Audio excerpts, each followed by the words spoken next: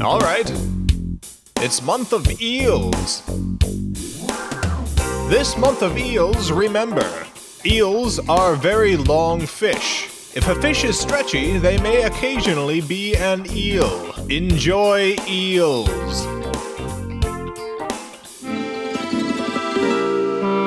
Who will you main in Smash Ultimate? Probably Alex Mack.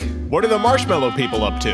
God, they gotta be dead by now, right? There's no way they're still alive, huh? I mean, they're on a lovely farm, with some horses, probably.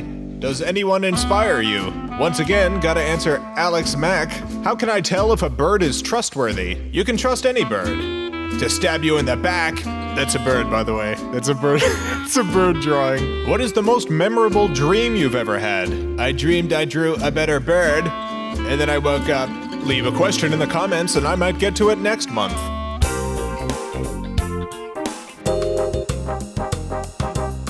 What is happening? Both Scuffy and I are at this very moment spending most of our time on the Charlie finale. If you haven't already, be sure to check out the Devon game that came out earlier this month. It's a visual novel, and it's free. I've also been making a lot of jambalaya, but you probably don't care about that. Here's another spooky story while the names of the $10 and up Patreon supporters go by. Space. There's too much of it, thought Andrea Laserzone as she flew around willy-nilly in her tiny cargo ship. Andrea worked for Space Amazon, delivering Xboxes and juice all over the cosmos. Those were the two most popular items on Amazon, the Xbox 2000 and juice. As she darted around in space, avoiding rocks and goo and stuff, she noticed a strange blip on her sensors. That's strange, she said to herself. Usually I get pretty normal blips on this thing, but wowza, is that a weird one? It looks like the weapon from Krull. It was true. The blip looked exactly like the five-sided glaive from Krull, a movie Andrea had inexplicably seen even though it had come out hundreds of years before she was born. Not wanting to get into some sort of space fight with a huge weird knife wheel, Andrea adjusted her course to avoid the deadly blip. But the blip too changed course, and it was blipping toward her even faster than before.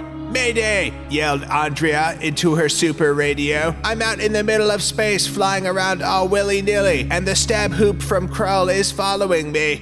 There was no answer. The only thing she heard was her own heavy breathing and the deadly blip of the Krull blade as it crawled its way closer and closer. "Dang, look at how big that thing must be," she said, comparing the blade's blip to the blip of a nearby Space Denny's. "It's 4 times the size of that Space Denny's." Soon, the spinning dagger ring was upon her, and she noticed with astonishment that it was alive. Sure, it was a metallic 5-bladed glaive, but it also had a huge, gross eye right in the center, staring intensely at her tiny ship. "Andrea Laserzone," boomed the beast from a mouth unseen. "I am Krull, named after the 1983 cult classic Krull." "Yeah, I've seen that," said Andrea. "Really?"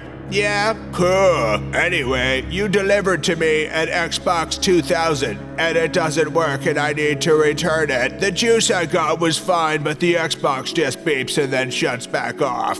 You have to go through Amazon for that. I just do deliveries." "Oh, I see. Okay, I'll go do that. Thank you for your assistance." The mighty Krull began spinning with unthinkable speed and then shot away into the stars. When she was sure Krull was long gone, Andrea opened a secret trick drawer under her seat and took out a small handgun. As she examined the weapon in her hand, she wondered how much longer she would get away with it. How much longer before Space Amazon discovered that every Xbox 2000 delivered by Andrea Laserzone had been shot to death. To get your name on this spooky list, visit patreon.com/FilmCow.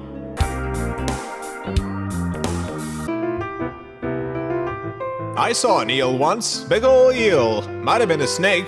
It was on land. Come to think of it, could have been a dog. Slithering around. Animals are animals. Words. Nothing means anything. Anything could be an eel. Who cares?